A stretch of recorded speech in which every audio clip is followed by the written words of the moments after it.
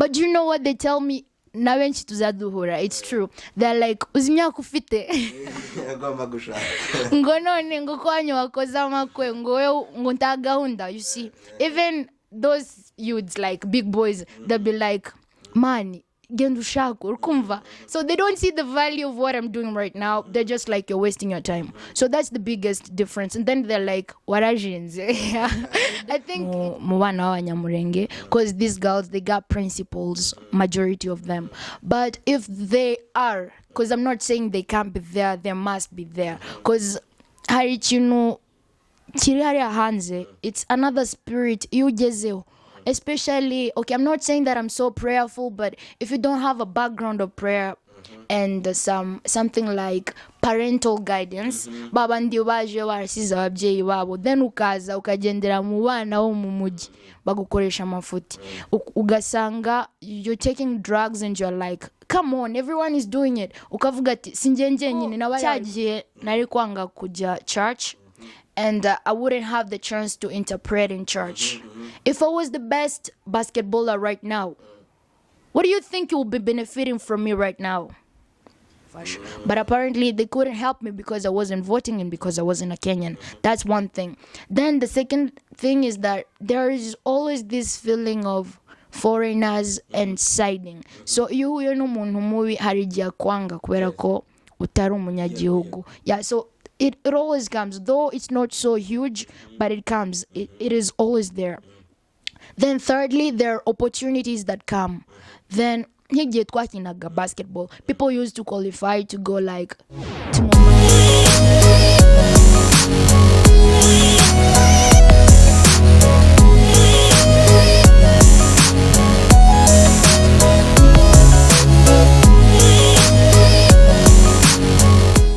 muraho abakunzi biriho showbiz, abadukurikiye bari mu bihugu bitandukanye, mu ma state atandukanye, abari US, Australia, Canada, ibihugu byose bya Afrika, abari muri Kenya, mu Rwanda, mu Burundi, muri Congo, kwivuko, turabasuhuje, twizere ko mumeze neza.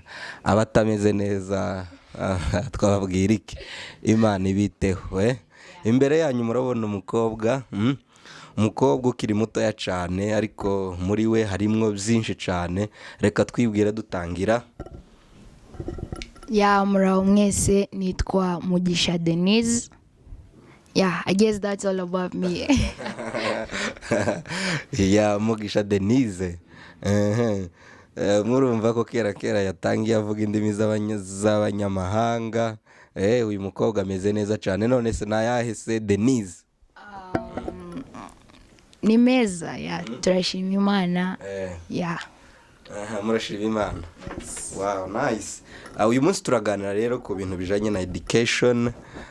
Uyu ni umukobwa umwe mu bakobwa bameze neza b'Abanyamulenge b'abanyeshuri. Tugiye kugira ikiganiro ciza aho dukurikiye.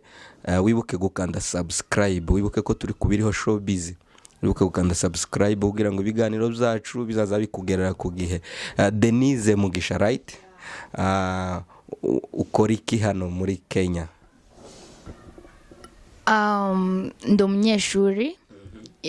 Natangiye kwiga 2013 and maze imyaka nk'icumi muri Kenya. So yeah, I'm a student. Unyine ngeze muri form 3 and church wise, cause twese turaba abantu yabarokore, like they say, in church Abanyamulenge bose abana n'abakorari. So I'm part of the worship team. And also, I'm an interpreter in church. Wow. Yeah. As you've heard, she's an interpreter. She's the one who interprets in the church. And tubibutse kuko unari umukobwa udufitiye runini cyane hano muri Kenya, akunze gusobanura mu biterane bitandukanye.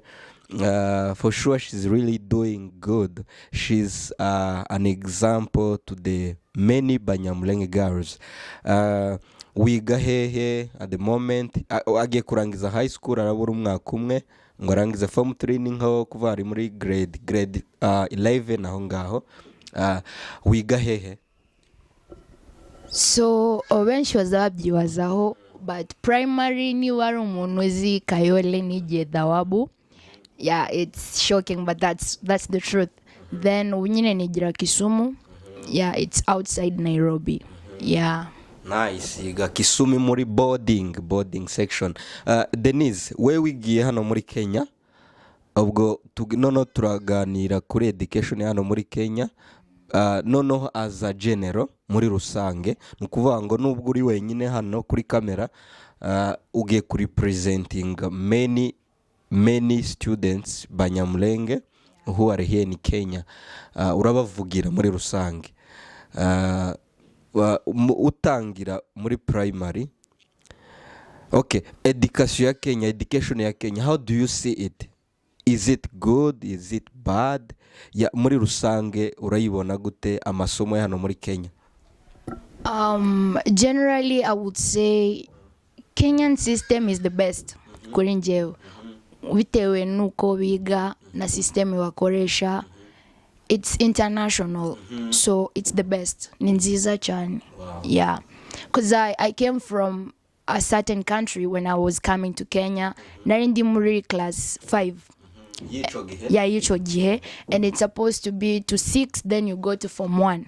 But to America your season ntago navuga Gifaransa kandi nigaga muri French system. But when I came to Kenya it was like nangiye kwiga bansubiza muri class 3 because I couldn't speak anything like English and Swahili, so ngenda muri class 3. But you know, according to the level abana bari bafite, abanigishaga ABCD, they had a better level more than me. So I would say Kenyan system is the best to me. Yeah. Urangiza primary wahise high school. Urebye abanyamurenge biga b'abakobwa n'abahungu muri rusange, ubona benshi barakomeje na high school cyangwa benshi bagiye mu byabo. Ni iyihe picture ubona muri rusange yaba n'abanyamurenge especially bangana nawe? Age mates mfite na counting hafi inshuti nka 5 nshobora kumenya ziri kwiga high school, but majority wantaye muri class 7, bamwe barashakwa abandi bajya hanze. Those were lucky ones, but majority babivuyemo.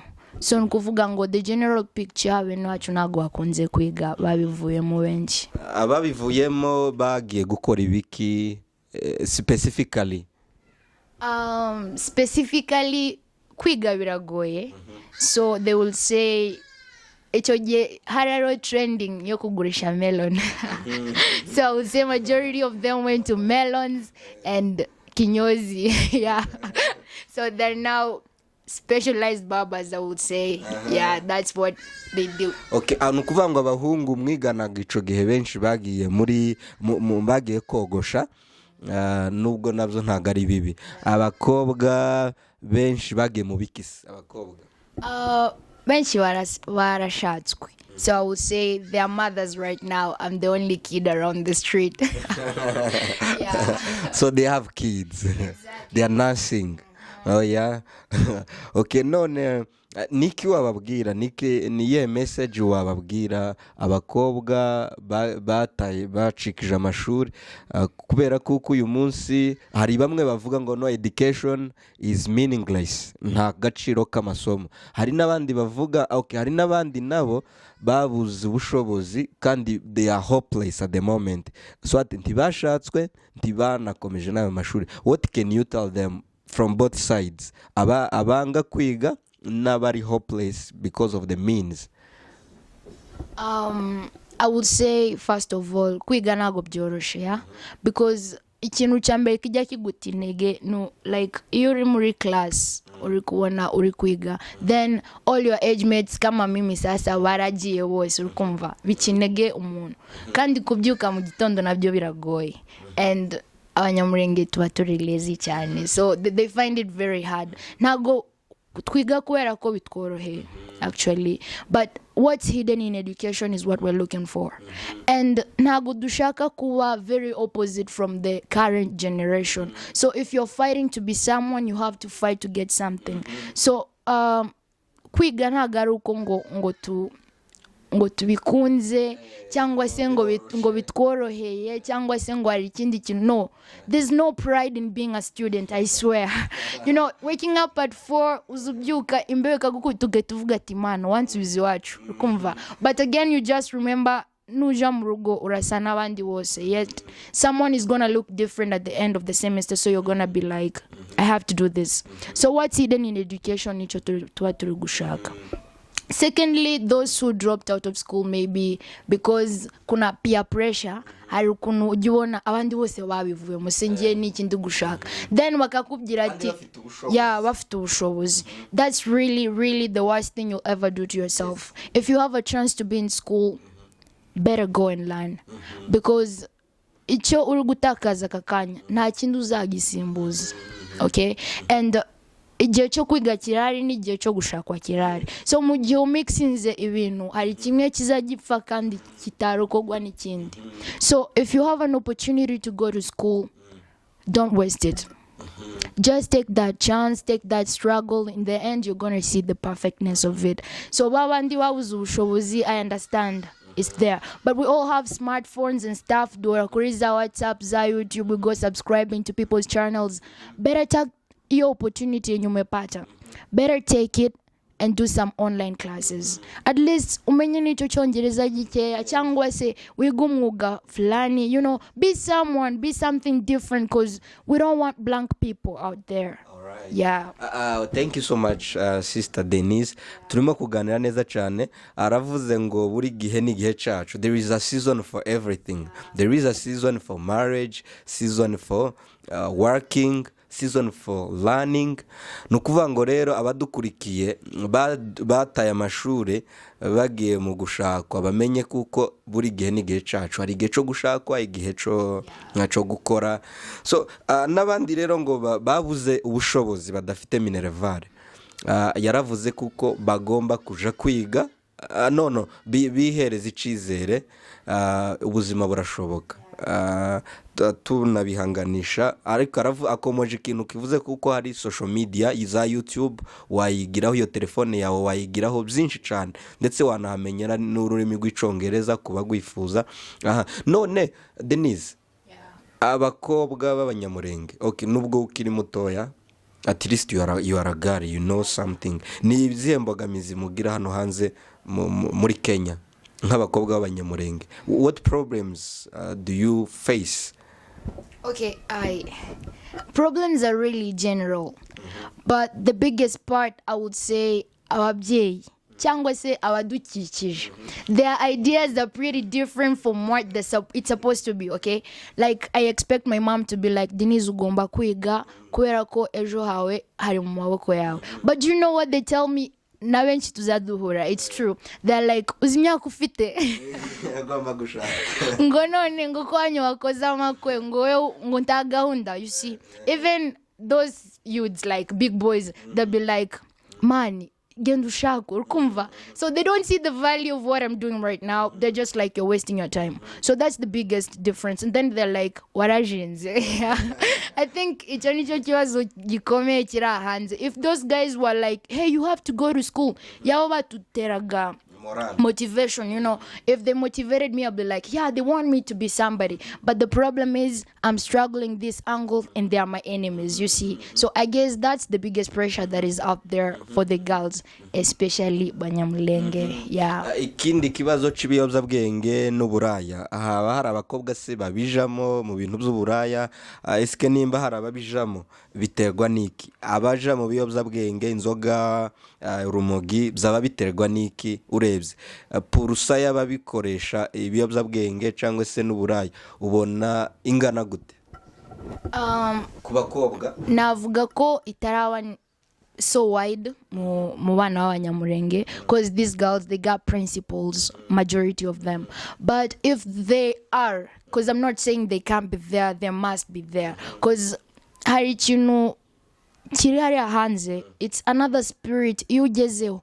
Especially, okay, I'm not saying that I'm so prayerful, but if you don't have a background of prayer, and something like parental guidance. Babandi baje barasize ababyeyi babo, then ukaza ukagendera mu bana bo mu mujyi bagukoresha amafuti, ugasanga you're taking drugs and you're like, come on, everyone is doing it. Ukavuga ati sinjenje nyine nabari bari kubikora, ukagendera muri ako kavuyo.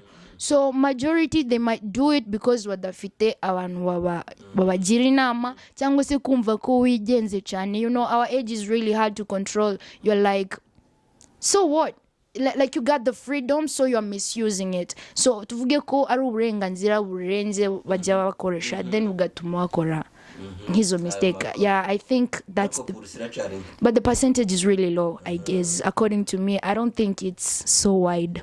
Yeah. So abana b'Abanyamulenge benshi nukuvuga ngo imyitwarire yabo ni myiza, abitwara nabi ni bakeya cyane, bakomereza aho ngaho. Denise, hari amakuru mfite ngo before long time ago wari umukinnyi wa basket kandi umeze neza cyane. Byagenze gute kugira ngo ntukomeze niyo talent ya basketball? Yeah, I'm a basketball fan, and I still love basketball. I'm made of basketball. All my characters are just basketball. But actually, hagezeo season, like I was in the middle of pleasing my parent and pleasing myself, and there was this umwanya wo gukina basket n'umwanya wo kujya gusenga waragoranaga, like wari umunsi umwe. I had the best games. I was supposed to be attending them on Sundays, and I had a mama who was a pastor, you know, and she was like, you have to go to church. And I was like, no, mom, I have a game to attend, you see. And on Saturdays, I had a choir practice and I had a team training. So I had to give up one, and I couldn't live as my mom's enemy. So I just had to be disciplined, and I got humbled. So I had to give up basketball for the sake of pleasing my mom.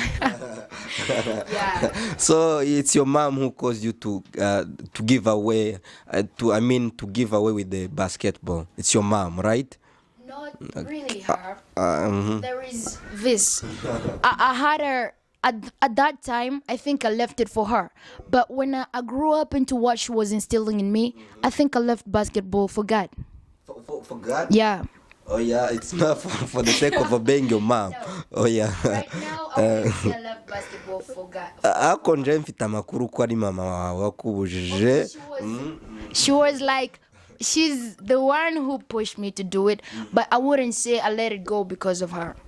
Because if I wanted to be rude and say, no, mom, this is my talent, I gotta fight for it, I would have gotten my way. But I think I saw what she was saying was more important than what I was wanting to do. So I had to let go basketball and be what she wanted me to be. Yeah. Aho abadukurikiye muraza kutubwira eske ufite impano mama wawe agomba kuyikubuza ababyeyi bawe bagomba kuyikubuza cyangwa ni wowe uzica ubukeneye? Okay, I have a question for you. Tuvuge ko cyagiye nari kwanga kujya church, and I wouldn't have the chance to interpret in church. If I was the best basketballer right now, what do you think you will be benefiting from me right now? Right now, you'd be earning money. And money is needed. Yeah. I'll be earning money, but what about the society? Helping the society? Yeah. But you'd be giving them money. No, listen. Listen. You know, my mom was looking at what was going to benefit the world and not me. So I think she saw greater picture of what I will be for the people than what I will be for myself. All right. But, okay, I have testimony. I have testimony that the girl whom you used to play basketball, and she was Umunyamulenge. Right now she's doing better in basketball. So uyu mukobwa mwakinanaga muri basketball. Uyu mukobwa murimo kureba yakinaga basketball neza cyane. Umukobwa bakinanaga uyu munsi akina muri national team y'u Rwanda. Uyu munsi akina sinzi university akinira Ziteka, something like that, here in Kenya. Ageze kure cyane. How do you feel it? Uzumva gute iyo ubona umukobwa mwakinanaga muri basket uyu munsi ageze kuri ragwego? I would say at first I used to feel like mom didn't want me to be great. But you know what? I'm proud of what I am right now more than what I will be as a basketballer. You know why? Because right now I'm at a place where my parents wanted me to be, and a place where I'm feeling beneficial to the world more. If I was in that ground, I'd be famous as a player. I'd be famous for earning great money, but I wouldn't be famous for touching a person's life. You know. I got a question. Don't you think that the basketballers touch or change people's lives? I would say they will change somebody's life. I don't know. We're just in different grounds. If I was there, I will know how it would feel like to touch a person's life as a basketballer. But right now I'm here. I know how it feels like to touch a person's life as an interpreter, all right? Abadukurikiye rero murabyumva we need your opinions, dukeneye opinion zanyu. Uburyo umukobwa yaretse impano yiwe ya basketball aja mu bintu by'impano ye, ariko what I can tell you, buri muntu wese niwe uzi ikintu kizamugirira umumaro, ariko yakabaye ari mu bakobwa uyu munsi twigiraho. Urabizi abakobwa b'Abanyamulenge bakina basketball ni bangahe? Ni bake? Few. Very few. Yeah, very few. Then why Listen, if I really want to play basketball right now, it's never too late. I can play basketball if I want to the rest of my life for fun. But you know, still where I'm sitting right now and the point at which I'm looking at my life, it's pretty different from what I've been looking at it at a different angle as a basketballer, you know. Alright, dusoza turimo kugana ku musozo. Twagize ikiganiro ciza cyane, tubibutsa ko turi ku biriho showbiz wibuke gukanda subscribe. Denise, ni izihe mbogamizi nk'abanyeshuri b'Abanyamulenge muri impunzi hano muri Kenya, ni izihe mbogamizi mugira? Urabona murangiza primary, high school and then university, ni izihe mbogamizi mukunze kugira nazo? Haba ubaguzi mu mashuri cyangwa se haba mugira stack mugiye kuja university, government offering some money to the or scholarship to the citizens of Kenya, ni izihe mbogamizi mugira nk'impunzi z'Abanyamulenge? So you see, recently nagiye kuri a certain primary school where I went to. Then waramgira ati, you know, they were so proud of me. Warize neza, wakoze neza, like they will want to support you. Then waramgira, ufite voter card? And I was like, no, I'm not a Kenyan, so I don't vote, so I don't have a voter card. So that prevented me from getting help from them. So icho yawana ufite voter card banarabonye ubufasha. But apparently they couldn't help me because I wasn't voting and because I wasn't a Kenyan. That's one thing. Then the second thing is that there is always this feeling of foreigners and siding. So you n'umuntu mubi harijya kwanga kubera ko utari umunyagihugu. Yeah, so it always comes, though it's not so huge, but it comes. It is always there. Then thirdly, there are opportunities that come. Then basketball, people used to qualify to go like to Mombasa and other places, and outside Nairobi and other places. Then they'll be like, do you have a birth certificate? I don't have any, so I couldn't go there. So kubanda fite birth certificate muri Kenya, because I'm not a Kenyan again, that's another problem. Then people do qualify for greater opportunities like sponsorship, but because you don't have ID cards and stuff, because your parent couldn't register you, so it becomes a problem. So this identical stuff is always really hard. But one thing, as long as you're working hard, people will really support you. Yeah. Wow. Ubona Abanyamulenge b'abanyeshuri abahungu n'abakobwa mu buryo bw'amashuri baza batsinda, are they capable? Are they smart in school in terms of talents? Are they capable? Nabo barashoboye cyangwa kubera ko ari Abanyamulenge hari ibyo babura? Tell us their potential. Actually, if I stand with all those Kenyans around me, I look nothing different. We all look the same. And in terms of expressing our talents, we are the best. Abanyamulenge nibo wakina volleyball neza, nibo wakina basket neza, nibo wakina handball. I mean, they're just so talented. They're good. But the problem, culture bayivanga na talents, and it becomes a big problem. Like, twe ntago twakina basket, urkumva, twe ntago twakina umupira, so ugasanga nibo bonyine bishe talent yabo. Like, I don't know, they've got this pride, and I don't know if it's kind of weird in them, so they don't like really they don't believe in exploring their talents. I would say that's a problem in them. But these guys are talented, they're smart. You like the fewest of them who have been my classmates, I think they perform best. They are good. ni ukuvuga ngo abana b'abanyamurenge nabo barashoboye. Hari abandi mwigana muri boarding aho wiga? No. You're just alone. I'm just alone. Oh yeah. Yeah. Oh yeah. Okay, last question, not even a question. Dusoza, what can you tell the audience, the people who are listening to you right now? Ni iyihe message wabagenera dusoza? Abantu bose hanze hari like in general muri rusange. My accent is really awkward, so you're gonna take it the way it comes. Yeah. You might not see the fruits of what you're fighting for right now. And not every action you take should have an immediate effect to your life, okay? You're investing in your future. If you're going to school, you're investing in your future. If you're doing business, you're investing in your future. The outcome might not be so immediately as you want it to be. Ushobora kutabona matunda ya kile ambacho unakifanyia sasa hivi. But I told you, after all these struggles, there is a great success. So don't judge something because you did it. No, just keep pushing. It's all about the inner spirit. If you're praying, pray harder, because God is going to answer you later. It's not about what God is saying now. It's about what he will do later after you work so hard. So don't lose hope because what you're doing right now doesn't seem so successful, because people don't seem to understand that you need to create a name. People don't understand that you're trying so hard. No. Keep pushing. And the moment you keep pushing, your effort will bring you the outcome that you want. Yeah. Wow. Avuze ibintu byinshi cyane byiza cyane. Mu majambo amwe aravuze ngo mu byo ukora byose ntutegereze ngo uzahita ubona igisubiza ako kanya ibyiza. Wowe kora cyane, ibyiza biri imbere. Muri uko gustragolinga, muri uko kubira ibyuya, muri uko kurara ijoro, muri uko kuruha, wibuke kuko hari amatunda, hari imbuto uzasarura nziza cyane ziri imbere. Nubwo bisa nkaho bigoye, ariko wibuke kuko imbere ari heza. Ni nkako magambo make yavuze. Twibutse kuko uyu yari Denise Mugisha Right, umwana w'umunyamurenge.